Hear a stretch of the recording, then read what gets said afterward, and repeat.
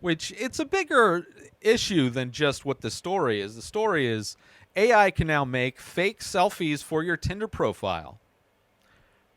I mean, the big idea is AI in general and how it's going to eliminate so many jobs. So many jobs.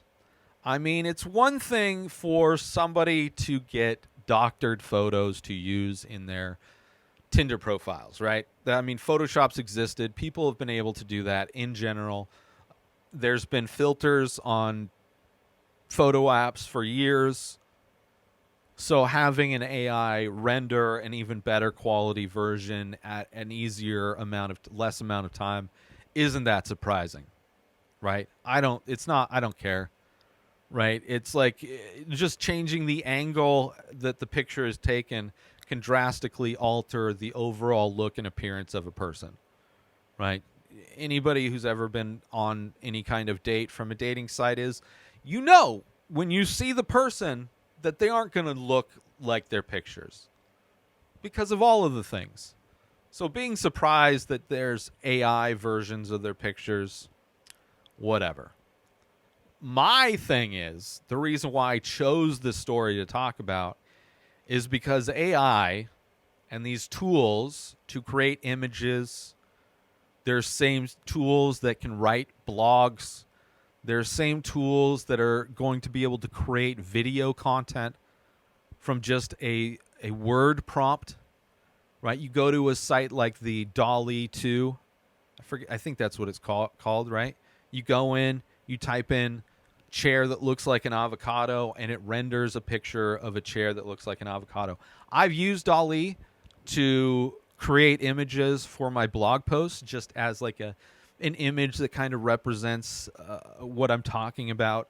I've used it to generate images for some of the album art for old podcasts that I used to promote. I just migrated all of those things over to Inspired Disorder Plus and converted all of the audio files into video files, and I rendered some art to be displayed while the audio's playing to represent the podcast itself, because I didn't ever have or don't have anymore the original podcast artwork for those shows.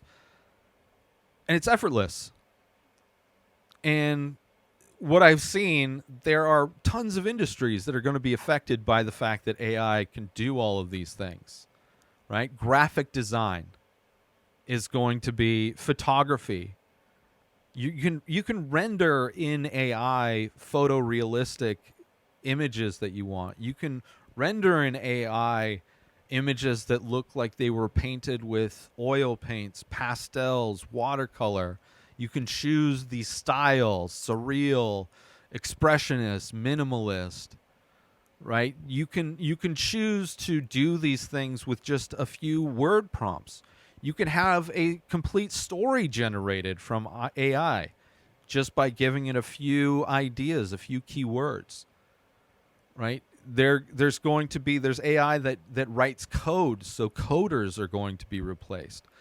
There's going to be with video, audio, with the whole deep fake thing, actors, musicians, composers, writers. There's only going to be a few people that are going to have these jobs. Most of the people that are working these like regular day job versions in these industries are going to be replaced by AI, because AI is cheap. You don't have to pay AI a yearly salary, an hourly wage. AI doesn't need health care. AI doesn't need 401k benefits, right? AI doesn't complain. AI is ready to go. It's always in your office. It never goes home. It's working whenever you need it to work, right? We are going to be getting, in a very few years, massive industries being replaced with AI. Serious, right? In the same ways that a lot of jobs that require people to drive are going to be replaced by self-driving cars. That's going to be an eventuality. In that same way, people who have graphic design jobs, people that have video editing, audio editing, photography, videography, all coding, programming. Majority of those jobs are going to be replaced by AI. Right? If you're a business like me, right? I'm a small business. I do everything myself. I know Photoshop. I know how to edit audio. I know how to edit video. I know how to do design. But am I going to spend an hour designing an idea? Or am I going to go to a site that has AI generated content? Am I going to go to a site and just type in a few words and use that? Because it's easier. Takes zero time. Costs me zero money. Right? Time is money for me. So I could spend, if I could, like for doing promos in the future, if I could instead just input what I need an AI to say, get an AI generated person, right? Eventually I won't even have to record this podcast. I mean, that is the only thing that is going to separate me from companies that regurgitate and produce content, right? Like my artwork that I create, my ink paintings, maybe you can find an AI thing to generate my style of artwork. But you can watch me create every piece of artwork that I make in my specific style. Right? That's something that maybe you could. I'm sure eventually they'll be able to be like, not only does it generate the finished image, but it can generate what it would look like for an artist to paint that image. Sure. But for me, you come to me because you want to see me create the thing, right? I do all the work, right? I am the artist. I create the podcast. I edit the podcast. I create the artwork. I edit the videos for the artwork. I design the websites, right? You come to me for authentic. But even me, first little things, right? I got the podcast Shit Happens, one of my first podcasts. 18 episodes, available in Inspired Disorder Plus. I don't have album artwork.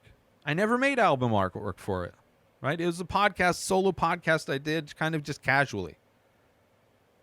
But I generated an image, put the image into Photoshop and put the title, put a little lens flare. So I diced, I cleaned it up. I did some stuff with it. There's another one I did of Beyond Disorder. It was an after show for my podcast, Inspired Disorder Podcast. Right? Keith Spurlock, the host of that show, had an idea of a giraffe riding a tricycle. Right? So if you look at the album artwork, it's a giraffe riding a bicycle with the moon in the background. Looks like a kid's book, really. There's another one I did, only one episode, solo podcast, Dancing Elephants. Literally typed in dancing elephants. Boom. Used it. Right? Looks like a little illustrated, these elephants dancing in a nightclub. Easy. I'm not going to spend an hour or two coming up with album artwork for podcasts that are going on to Inspired Disorder Plus. I'll just, I'll get the most bang for my buck just doing that. Shortcut. So, sure, are Tinder pictures going to look great and not be representative of reality? They already are. It's more rare to find an authentic picture on a dating app already before AI kind of is becoming ubiquitous. But yeah, everything's going to be. I mean, most pictures people put on their social media of themselves is doctored in some way. So the thing that I'm more concerned with are the creative industries, right? Like there's musicians that come up with jingles.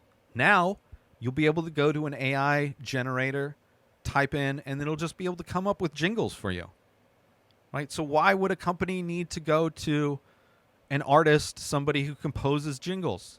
Just use AI.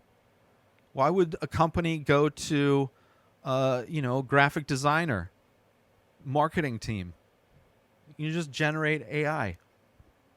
Way less overhead. It's going to be insane. There's going to be massive amounts of people out of work. It's going to be like, I know a lot of people in industries that aren't going to have jobs because they will be replaced with AI.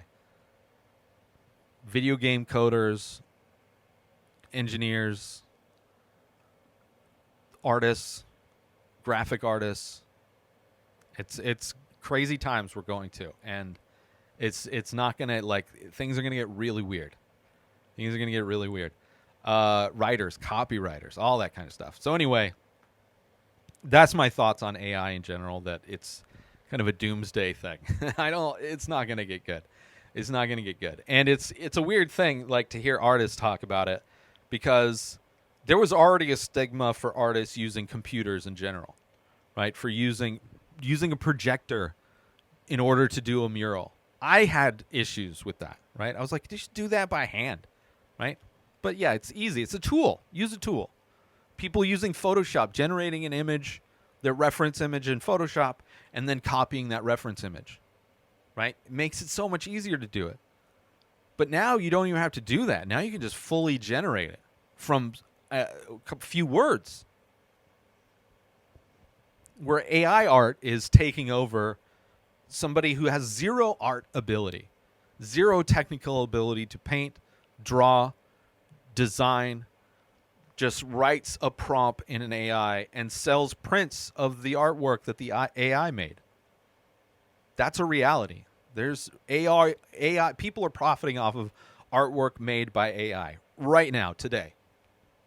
And there's artists who create artwork by hand using paint and pencil and watercolor and ink that are struggling.